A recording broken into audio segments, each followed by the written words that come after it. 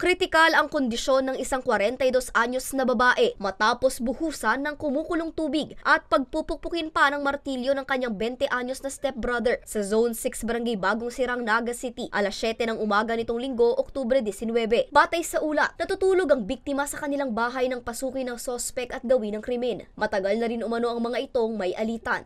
Sigurado ma'am, nalapnos yun. Pero hindi natin nakita masyado yung pinaka-actual na kalagayan ng biktima kung paano sa injury. Pero yun ma'am, may injury ma'am siya sa ulo at sa katawan.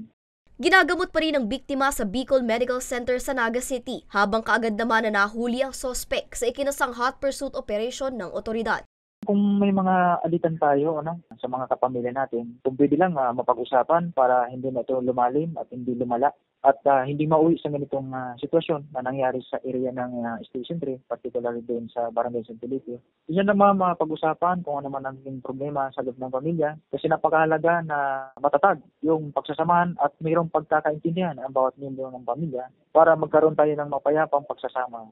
Nasa kustudiya pa ng Naga City Police Station 3 ang sospek na nahaharap sa kasong frustrated murder. Para sa mga balitang Tatak, Bicol, Angeline Dagta.